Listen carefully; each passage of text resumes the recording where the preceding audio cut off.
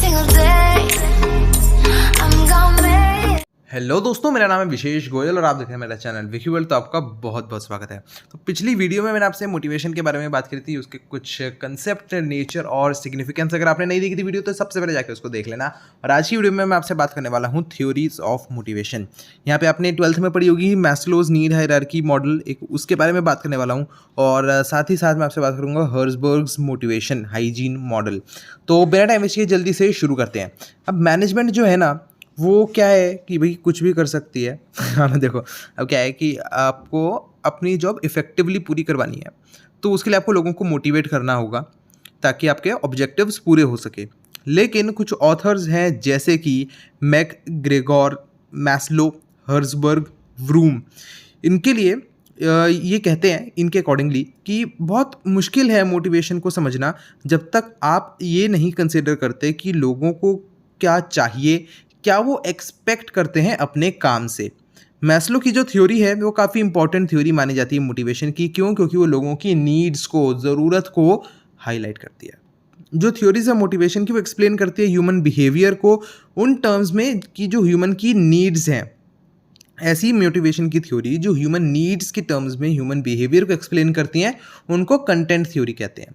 जैसे मैस्लो और हर्ट्जबर्ग के जो मॉडल हैं वो मतलब ऐसे प्रपोज करते हैं कि जो ह्यूमन बीइंग्स हैं वो एक्टिविटीज़ में इंगेज्ड है, ऐसी एक्टिविटीज़ जो उनकी नीड्स को सेटिस्फाई करती हैं। वो इस क्वेश्चन को आंसर करते हैं कि what motivates a person. But ऐसी थ्योरीज जो एक्सप्लेन करती हैं कि मोटिवेशन कैसे होती है, ये कैसे मोटिवेशन अकर होती है, इनको हम प्रोसेस थ्योरीज कहते हैं। फॉर एग्जाम्पल जो व्रूम की थ्योरी है वो आइडेंटिफाई करती है ऐसे वेरिएबल्स जो मोटिवेशन में जाते हैं और उनके रिलेशनशिप में जाते हैं एक दूसरे के। हाँ, हालांकि इस चैप्टर में हम सिर्फ और सिर्फ कंटेंट थ्योरीज पे फोकस रखने वाले हैं अपना। सबसे पहले बात करते हैं मैस्लोज नीड हायरार्की मॉडल। अब एच मैस्लो ने डेवलप किया एक कंसेप्चुअल फ्रेमवर्क ताकि हम ह्यूमन मोटिवेशन को समझ सके जो वाइडली एक्लेम्ड है। उसने एक पर्सन की इफेक्टिवनेस को डिफाइन किया as a function of matching man's opportunity with the appropriate position of hierarchy of needs. मतलब उसकी जो क्या कहते हैं अपॉर्चुनिटी है, उसको उसकी ज़रूरतों के हिसाब से, जो हायरार्की है उसके हिसाब से कंपेयर करना और उसको बेसिकली उसके हिसाब से रखा है। जो मोटिवेशन का प्रोसेस है वो कहाँ से बिगिन होता है, यहाँ पे आप ये अज्यूम करते हो कि जो बिहेवियर है एटलीस्ट इन पार्ट वो किस तरफ डायरेक्टेड है, उनकी नीड्स को सेटिस्फाई करने के लिए, अचीव करने के लिए। जो मैस्लो है उसने प्रपोज किया कि ह्यूमन नीड्स को हम एक पर्टिकुलर ऑर्डर में रख सकते हैं, लोअर से हायर लेवल में, जैसा आप सामने फिगर में देख सकते हैं। इसमें क्या है, सबसे पहले है बेसिक फिजियोलॉजिकल नीड्स। ऐसी नीड्स जिनको एक स्टार्टिंग पॉइंट की तरह लिया जाता है मोटिवेशन थ्योरी के लिए, वो फिजियोलॉजिकल नीड्स होती हैं। ये नीड्स क्या होती हैं? सर्वाइवल और मेंटेनेंस ऑफ ह्यूमन लाइफ। इसमें क्या क्या चीज़ होती हैं? Food, clothing, shelter, air, water और बाकी जो नेसेसिटीज़ हैं लाइफ की। ठीक है। दूसरा है सेफ्टी एंड सिक्योरिटी नीड्स। जब आपकी फिजियोलॉजिकल नीड्स पूरी हो जाती हैं तो लोगों को एक एश्योरेंस चाहिए कि उनका जो गिवन इकोनॉमिक लेवल है ना वो मेंटेन हो सके। उनको जॉब सिक्योरिटी चाहिए, पर्सनल बॉडीली सिक्योरिटी चाहिए, security of source of income, provision for old age, insurance against risk, ये सब चीज़ें उनको चाहिए होती हैं। आती है सेफ्टी एंड सिक्योरिटी नीड्स में। थर्ड है सोशल नीड्स। अ मैन एक सोशल बीइंग है, therefore he is interested in conversation, सोशेबिलिटी, exchange of feelings and grievances, companionship, recognition, belongingness. ठीक है, तो ये उसकी सोशल नीड्स होती हैं। फोर्थ है एस्टीम और स्टेटस नीड्स। जो needs self confidence, independence, achievement, competence, knowledge और सक्सेस को एम्ब्रेस करती हैं, ये होती हैं आपकी एस्टीम या स्टेटस नीड्स। इनको इगोइस्टिक नीड्स भी कहा जाता है। ये एक इंडिविजुअल को जो प्रेस्टीज है, जो उसका स्टेटस है, उससे इसका लेना देना होता है। फिफ्थ और यहाँ पे आखिरी है सेल्फ फुलफिलमेंट नीड्स। जो फाइनल स्टेप है नीड प्रायोरिटी मॉडल में, वो है नीड फॉर सेल्फ फुलफिलमेंट या फिर नीड टू फुलफिल। जो पर्सन कंसिडर करता है कि उसकी लाइफ में मिशन क्या है, ये एक का जो पोटेंशियलिटीज़ है ना उसको रियलाइज़ करने में मदद करता है कि उसकी जो सेल्फ डेवलपमेंट है वो चलती रहे, वो एक पूरा अच्छे से क्रिएटिव बने, जो करना चाहता है वो करे, बेसिकली ये कहने की बात है। वो कुछ ऐसा करना चाहता है जो चैलेंजिंग है, और ये जो चैलेंज उसे काफ़ी डैश देता है, इनिशिएटिव देता है काम करने के लिए, उसको बेनिफिशियल है एक जो जस्ट इन पर्टिकुलर, और सोसाइटी में भी को वो बेनिफिट देगा इन जनरल। जो सेंस ऑफ अचीवमेंट है वो उसे साइकोलॉजिकल सेटिस्फैक्शन देती है। ठीक है, तो फिजियोलॉजिकल से उसने शुरू किया, लास्ट में सेल्फ फुलफिलमेंट से उसको साइकोलॉजिकल सेटिस्फैक्शन मिल गई। मैस्लो जो है उसने नीड्स को ये बताया है कि उनका ना एक डेफिनेट सीक्वेंस होता है डोमिनेशन का। जब तक आपकी पहली नीड पूरी नहीं हो जाती आप सेकंड नीड पे नहीं जाते हो, सेकंड पूरी नहीं हो जाएगी आप थर्ड पे नहीं जाओगे। इस तरीके से इनकी ये गाड़ी चलती रहती है। उसके हिसाब से जो मैन है वो एक वांटिंग एनिमल है, उसको हमेशा कुछ ना कुछ चाहिए होता है, वो कभी भी फुल्ली सेटिस्फाइड नहीं होता। एक नीड सेटिस्फाई होती है तो दूसरी नीड आ जाती है। ठीक है, वही यार वही बात है ना, अगर आप दुनिया का सबसे अमीर आदमी देख लो एलन मस्क, लोगों का मतलब सपना होता है भाई वहाँ पे पहुँचने का, लेकिन क्या वो सेटिस्फाइड? उसकी भी अलग इच्छाएं हैं, है ना, मार्स पे दुनिया बसाना वगैरह वगैरह। तो इसलिए नीड्स जो है ना कभी सेटिस्फाई नहीं होती हैं। अभी इसमें क्या है कि प्रेफरेंस फॉलो करना होता है, रैंडमली नहीं होती। अगर किसी की जो लोअर नीड्स हैं वो सेटिस्फाई नहीं होंगी तो वो सिर्फ अपनी लोअर नीड से सेटिस्फाई मतलब मोटिवेट होगा, ना कि उसकी हायर लेवल की नीड से। ठीक है, अब इसमें वही है, ऐसी सब बातें जो है घुमा घुमा के बोली गई हैं। अब सीधा चलते हैं criticism of Maslow's need hierarchy. हाँ भाई, हम इसको क्रिटिसाइज़ भी करेंगे। मैस्लो नीड हायरार्की जो है उसकी लोअर लेवल वर्कर्स जो होते हैं ना कंट्रीज़ में, उन पे एप्लीकेशन है, जहाँ पे उनकी बेसिक नीड्स ही सेटिस्फाइड नहीं है। ये पॉइंट आउट करते हैं कि जो पीपल हैं वो अपनी अनफुलफिल्ड नीड्स की वजह से मोटिवेट होते हैं, कि बताते हैं कि जो लोअर लेवल नीड्स फुलफिल जब तक नहीं हो जाती तो अपर लेवल नीड्स, मतलब जब लोअर लेवल की हो जाती हैं तो अपर लेवल नीड्स उनको रिप्लेस कर देती है। ठीक है, तो इससे कुछ कुछ लिमिटेशंस आती हैं। तो बेसिकली क्या है ना कि क्योंकि जो मोटिवेशन का प्रोसेस है, ह्यूमन बींग्स को मोटिवेट करने का प्रोसेस, वो काफ़ी कॉम्प्लेक्स है, और जो इसकी थ्योरी है वो उसके सामने काफ़ी सिंपल डिस्क्रिप्शन देती है। तो क्या क्या लिमिटेशंस हैं यहाँ पे हमारे पास 6 पॉइंट्स है। पहला पॉइंट कहता है हर इंडिविजुअल को के पास उसकी अलग अलग नीड हायरार्की हो सकती है। ज़रूरी नहीं है कि मैस्लो ने जो ऑर्डर बताया है वही हो, सबका अपना अपना हो सकता है यार। एक इंडिविजुअल के लिए सोशल और इकोइस्टिक नीड्स ज़रूरी हो सकती हैं, इवन दो उसकी जो सेफ्टी नीड्स हैं वो अभी तक सेटिस्फाई नहीं हुई हैं। दूसरा पॉइंट, ये अभी पहले से अगर आप प्रिज्यूम कर लेते हो ना कि सिर्फ एक नीड ही एक बारी पे सेटिस्फाई होती है, तो ये गलत है।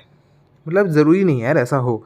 जो इंसान का बिहेवियर है एक गिवन पॉइंट ऑफ टाइम पे, वो ज़्यादातर उसमें मल्टीपल मोटिव्स हो रहे होते हैं, उसके मल्टीपल मोटिव्स के लिए उसका बिहेवियर होता है।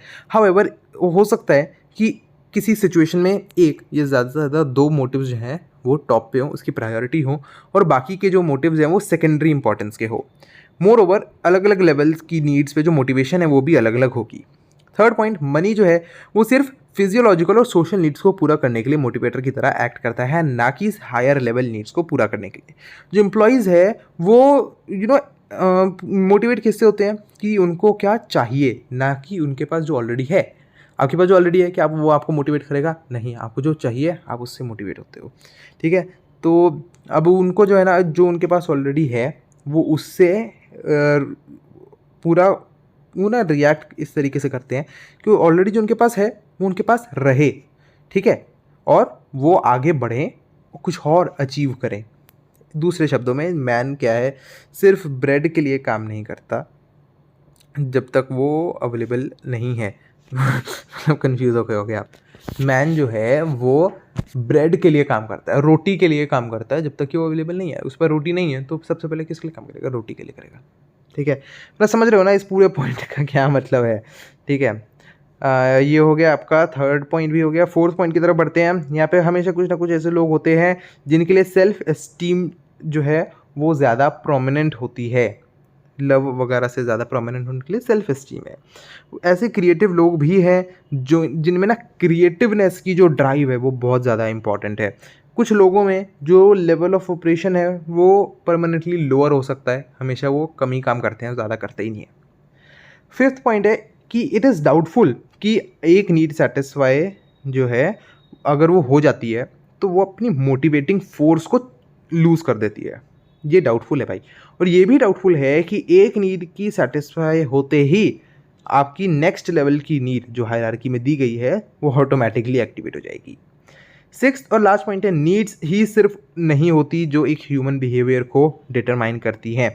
लोग जो बिहेवियर में इंगेज्ड होते हैं वो बहुत सारी चीज़ों से रिलेटेड होते हैं, उनकी नीड्स के सेटिस्फैक्शन से रिलेटेड ज़रूरी नहीं है कि हो। देखो क्या है कि प्रैक्टिस में जो बिहेवियर है उनका वो किस किस से इन्फ्लुएंस हो सकता है, उनकी नीड्स से, एक्सपेक्टेशन से, परसेप्शन से, वगैरह वगैरह। ये और जो कल्चरल बैकग्राउंड होता है लोगों का उससे भी इन्फ्लुएंस हो सकता है। ठीक है, ये हो गई यार अब मैस्लो की बात। अब फटाक से बात कर लेते हैं हर्ट्जबर्ग्स मोटिवेशन हाइजीन मॉडल की। एक सिग्निफिकेंट डेवलपमेंट इन मोटिवेशन, ये जो है मोटिवेशन और जो मेंटेनेंस फैक्टर है जॉब सिचुएशन में उसके बीच एक डिफरेंस है। एक रिसर्च करी थी हर्ट्जबर्ग और उनके जो एसोसिएट्स हैं उन्होंने, और यहाँ पे उन्होंने 200 इंजीनियर्स और अकाउंटेंट्स का इंटरव्यू लिया था जो 11 अलग अलग फर्म्स में काम करते हैं पिट्सबर्ग एरिया में। याद रखना 200 इंजीनियर्स और अकाउंटेंट्स। ये जो लोग हैं इनसे पूछा गया था क्या कुछ ऐसे स्पेसिफिक इंसिडेंट्स बताओ कि जिनसे आपको या तो बहुत ज़्यादा अच्छा लगा हो या बहुत ज़्यादा बुरा लगा हो अपनी जॉब से रिलेटेड, अपनी जॉब के बारे में। जो इस रिसर्च से उनको फाइंडिंग्स मिली वो ये थी कि लोगों में जो ग्रुप जो उन्होंने टेस्ट किया था उसमें गुड फीलिंग कब आती है कि जब एक स्पेसिफिक टास्क जो है जो लोग परफॉर्म करते हैं rather than to background factors, उनसे ज़्यादा जो बैकग्राउंड फैक्टर्स होते हैं ना आपके मनी, सिक्योरिटी, वर्किंग कंडीशन, उनसे ज़्यादा क्या था उनके लिए जो स्पेसिफिक टास्क जो उन्होंने परफॉर्म किए हैं उससे उनको अच्छी फीलिंग देखने को मिलती थी। और अगर जब उनको बुरा लगता था वो ये था, इस रीज़न से था कि कुछ डिस्टर्बेंस हुई है इन बैकग्राउंड फैक्टर्स में जिसकी वजह से उन्हें ये लगने लगा कि उनको अनफेयरली ट्रीट किया जा रहा है। मतलब समझ रहे हो आप, जो बैकग्राउंड फैक्टर है मनी, सिक्योरिटी और वर्किंग कंडीशन, उनको अच्छा कब लगता है, इनसे नहीं अच्छा लगता जब वो स्पेसिफिक टास्क परफॉर्म करते हैं। लेकिन अगर इसमें कुछ डिस्टर्बेंस होती है तो उनको बुरा लगता है। ठीक है, उनको बुरा फील होता है। ओके, अब इससे क्या एक डिस्टिंक्शन उन्होंने क्रिएट किया मोटिवेटर और हाइजीन फैक्टर्स के बीच में। अब ये जो ग्रुप्स थे इंजीनियर्स और अकाउंटेंट्स के, जो रियल मोटिवेटर्स हैं वो क्या थी, opportunities to become more expert and to handle more demanding assignments. क्या मोटिवेटर बने इनके लिए कि इनको अपॉर्चुनिटी मिले कि वो ज़्यादा एक्सपर्ट बन सके और ज़्यादा डिमांडिंग असाइनमेंट्स को हैंडल कर सके। जो हाइजीन फैक्टर्स हैं वो इनके पैसे और एफिशिएंसी जो है उससे रिलेटेड थे कि उसका लॉस ना हो। तो हाइजीन फैक्टर्स जो हैं वो मोटिवेशन नहीं देते हैं एम्प्लॉयज़ को, लेकिन अगर ये एब्सेंट होते हैं तो उनको डिससेटिस्फैक्शन होती है। भाई कुछ जॉब कंडीशंस जो हैं वो सिर्फ ऐसी हो जाती हैं जॉब कंडीशंस कि लोगों को बस डिससेटिस्फैक्शन मिले एम्प्लॉयज़ को जब वो एब्सेंट होती हैं। लेकिन जब वो कंडीशंस प्रेजेंट होंगी तब उनको ना मतलब मोटिवेशन नहीं मिलेगी वर्कर्स को कि भाई ओ भाई हमारे में तो जज्बा आ गया, हम तो काम करके रखना है नहीं। लेकिन अगर वो एब्सेंट होंगी वो कंडीशंस तो उनको बहुत बुरा लगेगा, डिससेटिस्फैक्शन होगी। इनको मेंटेनेंस फैक्टर कहा जाता है जॉब में। क्यों? क्योंकि ये जो एम्प्लॉयज़ हैं उनमें एक रीजनेबल लेवल ऑफ सेटिस्फैक्शन को मेंटेन करने के लिए ज़रूरी होती है। इनकी एब्सेंस से बहुत ज़्यादा डिससेटिस्फैक्शन हो सकती है। इनको क्या कहा जाता है, डिससैटिस्फायर्स या फिर हाइजीन फैक्टर्स। क्यों? क्योंकि ये एम्प्लॉय की मेंटल हेल्थ को सपोर्ट करते हैं।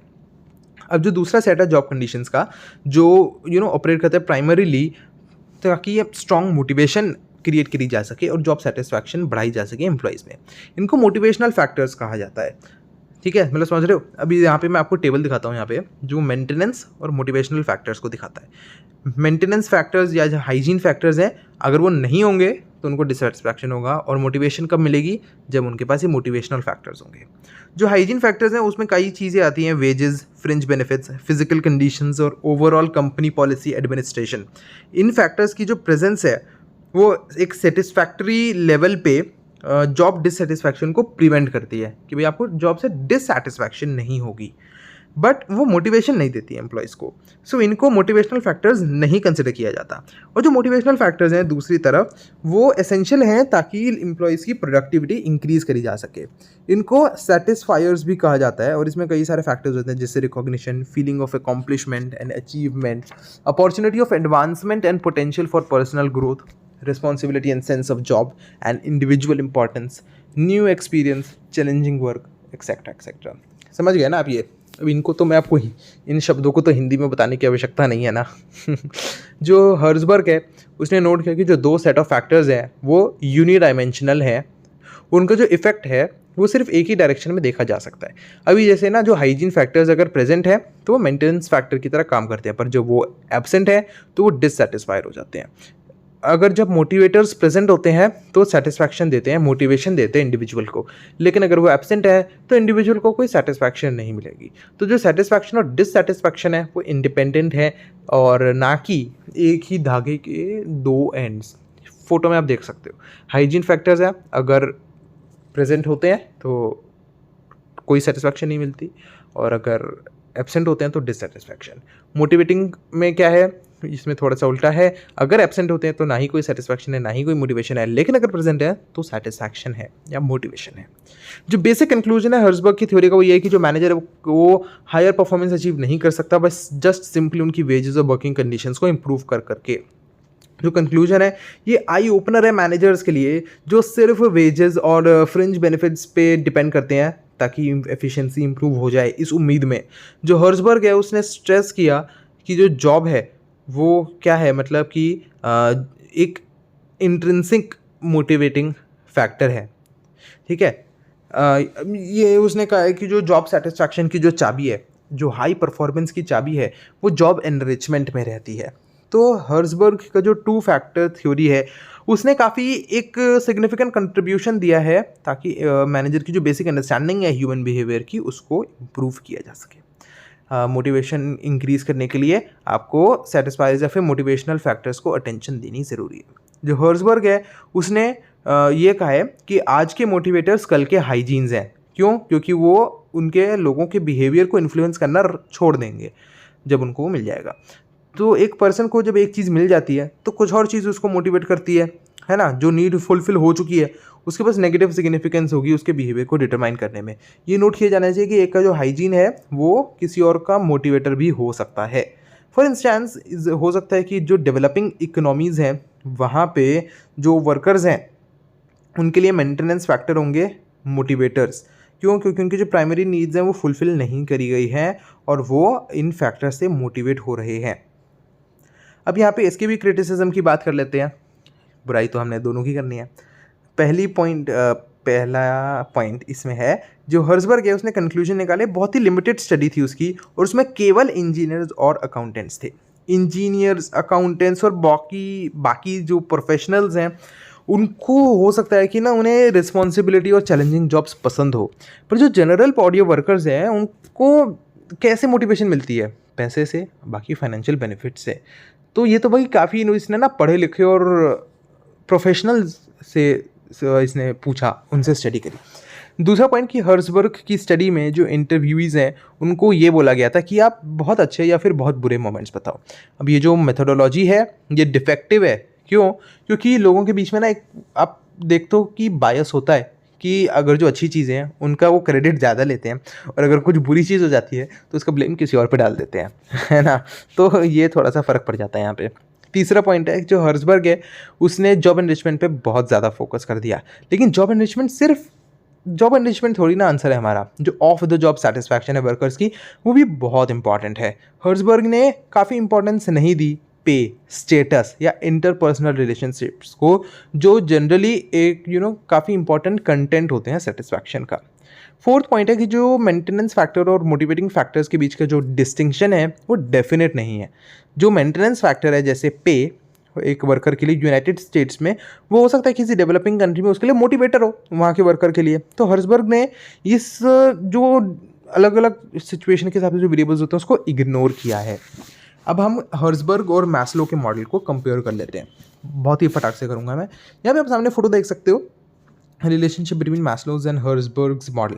अब इसमें जो मैस्लो की जो फिजियोलॉजिकल, सिक्योरिटी और सोशल नीड्स है वो हर्ट्जबर्ग के मेंटेनेंस फैक्टर्स में आती हैं और जो सेल्फ फुलफिलमेंट है वो मोटिवेटिंग फैक्टर्स में आती है, ठीक है। अब इसमें ये भी नोट किया जाना चाहिए कि जो एस्टीम का कुछ हिस्सा मेंटेनेंस फैक्टर में आता है और कुछ हिस्सा मोटिवेशनल फैक्टर्स में आपको देखने को मिलता है। तो हमने एस्टीम नीड्स को ऐसे दो हिस्सों में क्यों डिवाइड किया है? क्योंकि कुछ डिस्टिंक्ट डिफरेंस होते हैं स्टेटस और रिकॉग्निशन में। स्टेटस जो है वो एक ये होता है कि जो पोजीशन जो एक बंदा ऑक्यूपाई करता है, या बंदा या बंदी जो भी है वो ऑक्यूपाई करता है, है ना, उस वो पोजीशन से रिलेटेड होता है। ये जो पोजीशन है ये कैसे आ सकती है, फैमिली टाई से आ सकती है, सोशल प्रेशर से आ सकती है। सो ये जो इंसान है ना उसकी पर्सनल अचीवमेंट या फिर अर्न रिकॉग्निशन को रिफ्लेक्ट नहीं करता है, ठीक है ना। जो रिकॉग्निशन है वो कैसे मिलती है, वो कॉम्पिटेंसी या अचीवमेंट से मिलती है, ठीक है। तो वो या तो दूसरे लोग उसे देते हैं या उनसे वो कमाई जाती है। इसलिए स्टेटस जो है उसे फिजियोलॉजिकल, सेफ्टी और सोशल नीड्स के साथ डाला गया है, एक हाइजीन फैक्टर की तरह। लेकिन जो रिकॉग्निशन है उसको एस्टीम के साथ रखा गया है एज अ मोटिवेटर। तो ये बेसिक कंपैरिजन था इन दोनों के बीच में, और उम्मीद है कि आपको ये दोनों थ्योरीज अच्छे से समझ आ गई होंगी। कुछ भी डाउट है मुझे नीचे कमेंट्स में ज़रूर डाल देना। वीडियो कैसी लगी, पसंद आई तो लाइक ज़रूर कर देना। और लास्ट के 2 टॉपिक जो बचे, इक्विटी थ्योरी और मोटिवेटर्स, उनको हम अगली वीडियो में डिस्कस करेंगे। वीडियो अच्छी लगी हो लाइक करके कमेंट जरूर कर देना, चैनल सब्सक्राइब करके अपने दोस्तों के साथ शेयर कर दो, फायदा सबको होना चाहिए, बेल आइकन भी दबा देना। मैं मिलता हूं अपनी अगली वीडियो में, तब तक के लिए टाटा bye bye and thank you.